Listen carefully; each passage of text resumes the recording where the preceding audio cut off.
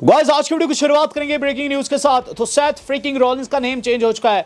हम दोस्तों रॉलिंस को काफी टाइम से डब्ल्यूडब्ल्यूई में देख रहे हैं, लेकिन कुछ सालों से दोस्तों वो खुद का नाम दोस्तों बता रहे थे सेथ फ्रीकिंग रॉलिंस। आपको बताइए होगा सेथ रॉलिंस रिंग में आते थे और गाइस कहते थे कि वो है विजनरी, वो है रेवोल्यूशनरी, वो है सेथ फ्रीकिंग रॉलिंस। लेकिन गाइस अब उन्हें फ्रीकिंग हम नहीं कह सकते, क्योंकि डब्ल्यू वालों ने दोस्तों अभी से ठीक 10 घंटे पहले अपनी ऑफिशियल वेबसाइट के ऊपर कुछ बड़े चेंजेस किए हैं। उनमें से एक है दोस्तों सेथ फ्रीकिंग रॉलिंस में से फ्रीकिंग का निकलना। तो ये जो फ्रीकिंग वर्ड था ये अब निकल चुका है और गाइस अब हम लोग सेथ फ्रीकिंग रॉलिंस नहीं कह सकते, हमें कहना होगा Seth Rollins, only Seth Rollins. जिसका मतलब दोस्तों कहीं ना कहीं सेथ रॉलिंस का जो एक कैरेक्टर था जिसमें वो मनमोजी बने हुए थे, जिसके अंदर दोस्तों वो थोड़े से रंग बिरंगे से कपड़े पहन रहे थे, अब गाइस वैसा नहीं रहने वाला है। मुझे दोस्तों हल्का फुल्का सा ऐसा लग रहा है कि सेथ रॉलिंस अब ओजी सेथ रॉलिंस बनने जा रहे हैं, जो कि पास्ट में हम लोगों को देखने को मिलते थे, जो कि काफ़ी क्रेजी करते थे।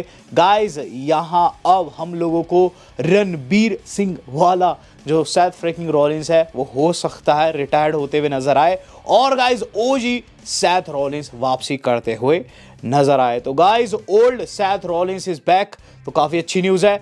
ओजी रोमन रेंस इज बैक, आप जानते हैं। ओजी रैंडी ऑर्टन आल्सो बैक और गाइस यहाँ सेथ फ्रीकिंग रॉलिंस जो है वो नेम रिटायर्ड हो चुका है और सेथ रॉलिंस अब हमें उन्हें कहना होगा which means OG Seth Rollins is also back.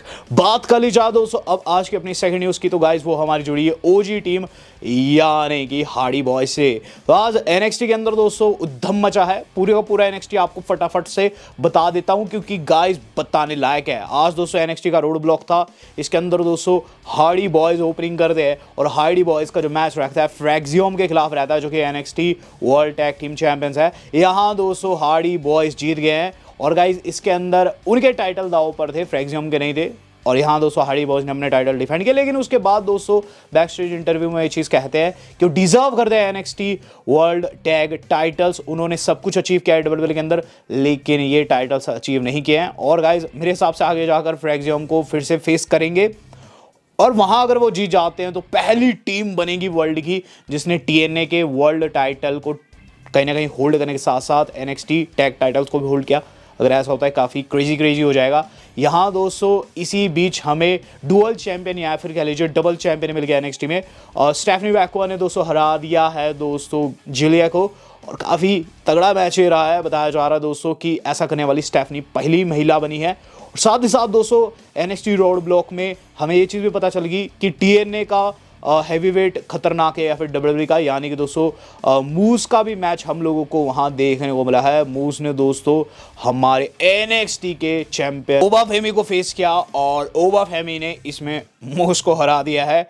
और मैच से पहले दोस्तों अंडरटेकर एंड ओबा फेमी के बीच में काफ़ी अच्छा मूवमेंट देखने को मिलता है, जहां उनके फ्यूचर के लिए दोस्तों अंडरटेकर उन्हें शुभकामनाएं देते हैं और ये चीज़ भी कहते हैं कि तुम्हें अपने यार्ड को सुरक्षित रखना है।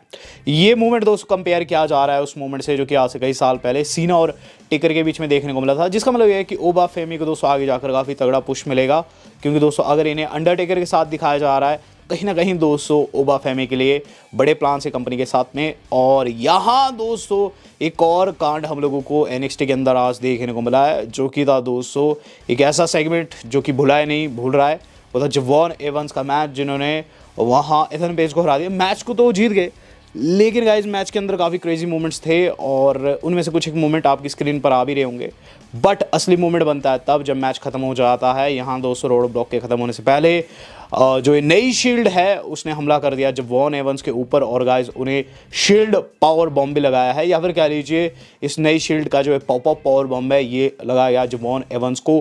काफ़ी ब्रूटल दोस्तों यहाँ अटैक हुआ है। तो ये जो नई शील्ड है टेमू शील्ड हम इसे कह सकते हैं, इसने दोस्तों इस वक्त एनएक्सटी के अंदर उद्यम मचा रखा है और एक सुपरस्टार दोस्तों यहाँ सेफ नहीं है, हर एक सुपरस्टार दोस्तों यहाँ कहीं ना कहीं डेंजर जोन में है। तो गाइस यहाँ टेमू शील्ड की तरफ से एक और अटैक देखने को मिला है, ये कौन है ये तो आगे ही पता चलेगा। हम बात कर लेते हैं दोस्तों बैकी लिंच की। तो बैकी लिंच कहाँ है और कब लौटेगी, यही सवाल दोस्तों सेथ रॉलिंस से पूछा गया हाल फिलहाल में। रॉलिंस ने ये चीज़ कही है कि बैकी लिंच रिटायर नहीं है, वो कहते हैं कि बैकी लिंच ने अभी रिटायरमेंट नहीं ली है और वो तैयारी कर रही है। Fact of the matter is वो खुद नहीं जानते वो कब लौटेगी, क्योंकि कंपनी के पास उनके लिए अभी प्लान नहीं है, लेकिन she is active and she is not retired yet, और उसके लिए कुछ ना कुछ कंपनी जो है जल्द हम लोगों के साथ शेयर करने वाली है, विच मीन्स दोस्तों बेकी लिंच जल्द लौटेगी।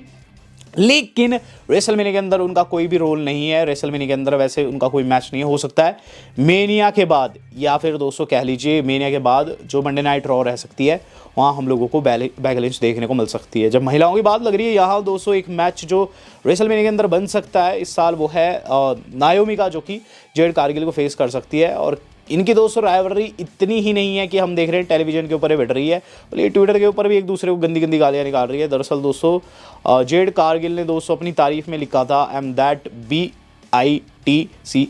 यानी कि दोस्तों आप समझ रहे हैं मैं क्या कह रहा हूँ। सेम चीज़ दोस्तों जो ट्रिनिटी फाटू यानी कि नायोमी है वो लिखती है, लेकिन गाली के तौर पर वो लिखती है URAB। तो गाइज आप समझ पा रहे हैं यहाँ किस तरीके किस लेवल की दोस्तों गाली गलौज चल रही है इन दोनों के बीच में। और ये जो मैच है कहीं ना कहीं बहुत तगड़ा मैच रहेगा, और इससे मुझे लगता है इन दोनों को कोई इफेक्ट पड़े ना पड़े, कहीं ना कहीं दोस्तों बियांका टूट सकती है। बियांका को मैं यहाँ कहूँगा कि अपने इमोशंस पर काबू ज़रूर रखिएगा जब इनका मैच बनेगा। हम बात कर रहे थे दोस्तों इस अगली न्यूज़ की। इससे अगली न्यूज़ जो आज की हमारी जुड़ी हुई है वो जुड़ी हुई है दोस्तों हमारी ज़िला फाटू की एक ऐसी राइवलरी से जो कि इंटरनेट के ऊपर शुरू हो चुकी है, और ये शुरू हुई है कोफी किंगस्टन के साथ में। तो हुआ क्या गाइज कि कल हम लोगों को रॉ देखने को मिलती है, और रॉ के अंदर दोस्तों कोफी एंट्रेंस पर ज़िला फाटू का दोस्तों एक जो मर्च रहता है जो कि ऑडियंस में एक फ़ैन ने पकड़ा हुआ था उसे गिरा देते हैं। ये चीज़ दोस्तों ज़िला फाटू टेलीविज़न पर देख लेते हैं, और यहीं से दोस्तों राइवलरी की शुरुआत हो जाती है। जिसके बाद ज़िला फाटू क्या कहते हैं वहाँ वीडियो में, वो कहते हैं कि आई गॉटा कि कोफी, मुझे अब कोफी को मारना पड़ेगा, मुझे अब कोफी को डिस्ट्रॉय करना होगा। जो कुछ कोफी ने किया काफ़ी गलत किया। जिस पर कोफी किंगस्टन ने वीडियो देख ली, कोफी लिखते हैं द बॉय हैज़ फायर, यानी कि इसमें टैलेंट तो है लेकिन कुछ ज़्यादा ही बकैती कर रहा है। तू WWE के अंदर आएगा तब तुझे पता चलेगा कौन किसका बाप है। और यहाँ दोस्तों उन्हें जेल वेल भेजने की भी बात उन्होंने इस ट्वीट में की, जिसे ज़िला फाटू ने रीट्वीट करते हुए ब्लड लाइन का इशारा किया है, विच मीन्स कहीं ना कहीं ज़िला फाटू कह रहे हैं कि इसका बदला तो मेरी ब्लड लाइन लेगी। तो यहाँ दोस्तों चीज़ें काफ़ी एक्सट्रीम जा चुकी है। ज़िला फाटू दोस्तों पहले ही पंगा ले चुका है, कंपनी में आने से पहले दोस्तों कंपनी के सुपरस्टार्स को कॉल्ड आउट कर चुके हैं, और ट्विटर के ऊपर एक वॉर में भी यहाँ वो कोफी के साथ भिड़ चुके हैं। तो ये अच्छी चीज़ भी हो सकती है, क्योंकि आगे जाकर दोस्तों अगर ज़िला फाटू को लाना होगा तो डायरेक्ट कोफी के ऊपर वो अटैक कर सकते हैं। बुरी चीज़ भी हो सकती है अगर कोफी की ऊपर तक पहुँच हुई, तो ये चीज़ भी हो सकती है ज़िला फाटू कभी कंपनी में देखने को मिले ना। तो काफ़ी गलत सीन यहाँ बन चुका है। हम बात कर लेते हैं दोस्तों ऐसे ही गलत सीन की, जो कि गाइस हाल फिलहाल में मेरे सामने आया। मीरो यानी कि दोस्तों रूसेफ का हो चुका है पैचअप सीजे पैरी यानी कि लाना के साथ में। आप समझ पा रहे हैं मैं क्या कह रहा हूँ। अभी से ठीक 1 साल पहले इनका तलाक हो गया था, लेकिन गाइज अब ये अपनी वोस को वेडिंग वोस को दोस्तों रिन्यू करने वाले हैं, यानी कि फिर से शादी करने वाले हैं दोस्तों रूसेफ लाना। मैं नहीं जानता ये क्यों हो रहा है, मुझे अंदर से ऐसी फील आ रही है कि रूसेफ जो कि अब AEW का पार्ट नहीं है वो WWE में लौटने जा रहे हैं, और शायद से WWE चाहती है कि लाना और रूसेफ साथ में आए। तो गाइज इनकी फिर से शादी हो रही है, काफ़ी क्रेजी हो रहा है दोस्तों। हम बात कर लेते हैं दोस्तों इससे अगली न्यूज़ की। इससे अगली न्यूज़ जो आज की हमारी जुड़ी हुई है वो जुड़ी हुई है दोस्तों हमारे John Cena and Cody road से। तो गाइज आप जानते हैं एलिमिनेशन चेंबर में जो इनका मूवमेंट बना काफ़ी क्रेजी मूवमेंट था। आपने देखा दोस्तों किस तरीके से सीना हिल टर्न लेते हैं, जो कि गाइज हमने देखा कि कितना खतरनाक सीना का अवतार हो सकता है। तो गाइज इसे बताया जा रहा है कि ये टॉप फर्स्ट या फिर कह लीजिए दोस्तों बेस्ट हिल टर्न है हिस्ट्री का। WWE वालों ने अपनी एक लिस्ट जारी की जिसके अंदर उन्होंने रैंक 1 पर जॉन सीना के हिल टर्न को रखा है, रैंक 2 पर हल्क होगन का NWO को ज्वाइन करना जो कि 80 के दशक में हुआ था, देन सैथ रॉलिंस का शील्ड के ऊपर टर्न करना जो कि काफ़ी दुख देता है, आज भी काफ़ी हर्ट करता है, देन शॉन माइकल्स का मार्टी जेनेटी के ऊपर टर्न करना, जहां आपको याद होगा दोस्तों ने सुपर किक करके उन्हें कांच वाँच में बाढ़ दिया था, देन डोमिनिक का टर्न करना रे मिस्टेरियो के ऊपर, तो वो तो आपको सबको याद ही होगा। तो जॉन सीना का हिल टर्न जो है वो गाइस सबसे बड़ा हिल टर्न है हिस्ट्री का। ये चीज़ मैं नहीं कह रहा, ये चीज़ ऑफिशियल WWE की तरफ से एक लिस्ट आई है उसमें बताया जा रहा है। तो यहाँ दोस्तों आप समझ पा रहे हैं ये मैच कितना तगड़ा रहेगा जब हिल टर्न ही हिस्ट्री का सबसे बड़ा हिल टर्न है। यहाँ दोस्तों रोमन रेंज से जुड़ा हुआ एक क्रेजी आप कह सकते हैं स्टैट या फिर कह लीजिए फ्यूचर स्टैट सामने आया है। तो यहाँ दोस्तों रेसल फीचर के अनुसार रोमन रेंस वो बंदा बन सकता है जिसे पहली बार WWE ने 3 बारी हॉल ऑफ फेम में इंडक्ट किया। तो ये चीज़ मुझे काफ़ी अच्छी लगी, तभी आपके साथ शेयर कर रहा हूँ। वैसे कोई न्यूज़ नहीं है। तो अगर आप देखेंगे रोमन रेंस दोस्तों अभी तो लड़ रहे हैं, लेकिन जब रिटायर होंगे तो उन्हें 3 बारी हॉल ऑफ फेम मिलेगा। पहला तो मिलेगा उन्हें शील्ड के साथ में, क्योंकि शील्ड एक स्टेबल था जो कि लेजेंडरी स्टेबल आप जानते हैं। दूसरा मिलेगा ब्लड लाइन स्टेबल की वजह से। ब्लड लाइन दोस्तों लेजेंडरी स्टेबल तो है ही है, अभी भी एक्टिव है और गाइज हमें एंटरटेन कर रहा है। तो ब्लड लाइन एंड शील्ड की वजह से 2 तो उन्हें मिलेंगे हॉल ऑफ फेम।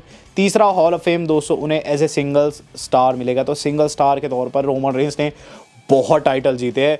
कोई बंदा अगर रोमन रेंस का बड़ा वाला फैन है तो कमेंट बॉक्स में वो बताएगा कितने वर्ल्ड टाइटल रोमन रेंस ने अभी तक जीते हैं। तो यहाँ दोस्तों एज ए सिंगल स्टार भी दोस्तों रोमन रेंस को मिलेगा हॉल ऑफ फेम। तो पहले सुपरस्टार ऐसे बनेंगे जिसने 1 नहीं 2 नहीं 3 बारी हॉल ऑफ फेम लिया। तो दोस्तों रोमन रेंस के फैंस काफ़ी खुश हो चुके होंगे। उन्हें खुश फैंस को दोस्तों अब ले चलता हूँ आज की मैं सेकंड लास्ट न्यूज़ के ऊपर। सेकंड लास्ट न्यूज़ जो आज की हमारी जुड़ी हुई है वो जुड़े दोस्तों मंडे नाइट रॉ की रेटिंग से।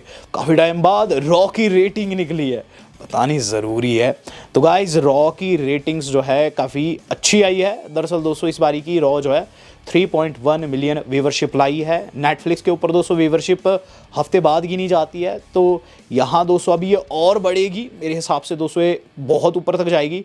लेकिन अभी ये 3.1 मिलियन आई है जो कि लास्ट वीक के कंपैरिजन में लगभग 19% बढ़ी है। लास्ट वीक दोस्तों ये 2.6 मिलियन थी फर्स्ट डे पर।